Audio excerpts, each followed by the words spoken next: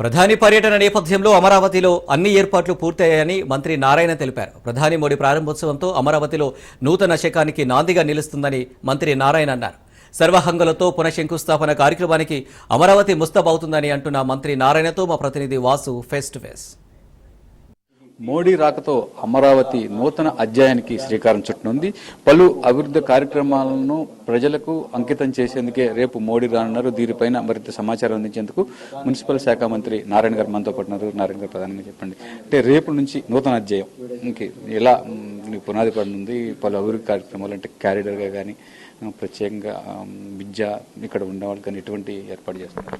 అంటే అమరావతి రాజధాని 2014-19లోనే టేకప్ చేశామండి. అప్పుడే 45,000 కోట్లకి టెండర్లు పిలిచాం. ఒక 5,000 కోట్లు ఖర్చు కూడా పెట్టడం జరిగింది, కాంట్రాక్టులు ఇవ్వటం కూడా జరిగింది. అయితే గత ప్రభుత్వం 3 రాజధానులు అంటూ 3 ముక్కలు ఆట ఆడుతూ రాజధాని ఎక్కడ లేకుండా చేసింది. అయితే రైతు సోదరులు కేవలం 58 రోజుల్లో 34,000 ఎకరాలను ల్యాండ్ పూలింగ్ ఇచ్చారు మా ముఖ్యమంత్రి గారు. ఆ రైతు సోదరులను గత ప్రభుత్వం ఎన్నో ఇబ్బందులు పెట్టింది. వాళ్ళని కొట్టింది, కేసులు పెట్టింది, స్టేషన్లు వేశారు, ఆడవాళ్ళని ఇబ్బంది పెట్టి. అయినా ఒక్క రైతు కూడా జంకకుండా ఉద్యమాలు చేశారు.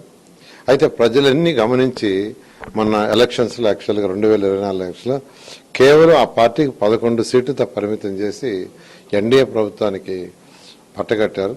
అందువల్ల ఖచ్చితంగా ఎలక్షన్స్ ముందు ఏదైతే చెప్పామో అది చేయాలనే ఉద్దేశంతో వెంటనే అమరావతి రాజధాని ముఖ్యమంత్రి గారు చేయమన్నారు. దానికి సంబంధించి అనేక హర్డిల్స్ ఉన్నాయి.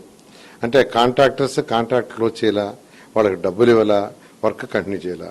వెంటనే మనం స్టార్ట్ చేయటం లేదు, క్లోజ్ చేస్తుంటాం, చేయలే.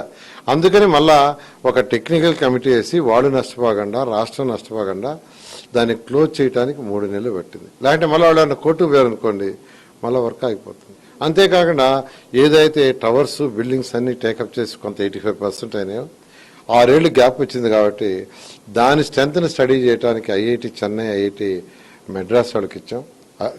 చెన్నై, ఐఐటి హైదరాబాద్ వాళ్ళు యాక్చువల్గా దాన్ని స్టడీ చేసి మళ్ళీ పాజిటివ్ రిపోర్ట్ ఇచ్చారు. దానికి మరొక 3 నెలలు పోయింది. ఇట్లా రివర్స్ టెండరింగ్ అని ఒకటి తీసుకొచ్చారు. జ్యుడిషియల్ రివ్యూ అని తెచ్చారు. వీటన్నిటినీ యాక్చువల్గా రివ్యూ చేసి చేయడానికి మరొక 2 నెలలు. మొత్తం మీద 8 నెలలు యాక్చువల్గా గత ప్రభుత్వం చేసిన నిర్ణయం వల్ల ఆ ట్రబుల్స్ అన్నిటి నుంచి బయటకు రావడానికి పట్టింది. ఇవన్నీ అయిపోయినాయి. గత 2 నెలలు యాక్చువల్గా టెండర్లు పిలిచాము. దాదాపు 50,000 కోట్లకి టెండర్లు పిలిచి ఎల్వన్ కూడా ఇచ్చాము. 2014-19లో ఆ రోజు ప్రధానమంత్రి గారి చేతుల మీదే ఈ అమరావతి క్యాపిటల్ సిటీ ఫౌండేషన్ వేసాం. అందుకనే మా ముఖ్యమంత్రి గారు ఈ యొక్క పునర్నిర్మాణం కూడా, అంటే పునర్నిర్మాణం చేయటం కూడా వారి చేతుల మీద చేయిస్తా అని పునఃప్రారంభం వారిని ఇన్వైట్ చేయటం, వాళ్ళు యాక్సెప్ట్ చేయడం జరిగింది. రేపు ఈవినింగ్ 3:25 ఇక్కడికి వస్తారు.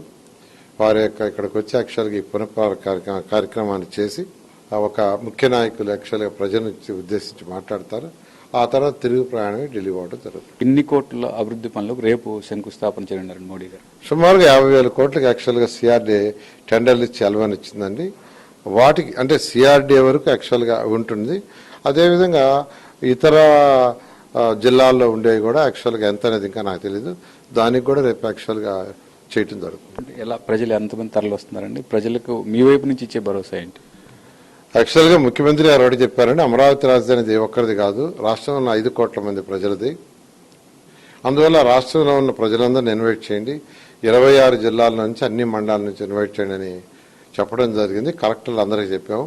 వాళ్ళు ఇచ్చిన సమాచారం ప్రకారం 5 లక్షల పైగా ప్రజలు వస్తారని ఎక్స్పెక్ట్ చేస్తున్నాం. దానికి తగ్గట్టుగా ట్రాఫిక్ కానీ, ఫుడ్ కానీ, వాటర్ కానీ, ఆ తర్వాత అన్ని ఏర్పాట్లు దానికి తగ్గట్టుగా చేయడం జరిగింది. నేను ఒక్కటే, ఇది మన పండగ, మన అమరావతి, మన రాజధాని. అందువల్ల అందరూ పార్టిసిపేట్ చేయాల్సిందిగా కోరుకుంటున్నాను.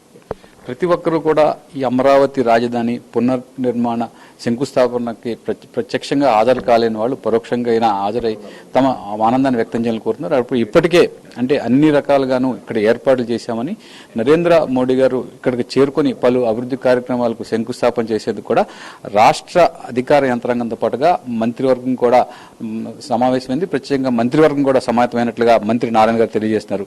కెమెరామెన్ కిరణ్తో వాసు,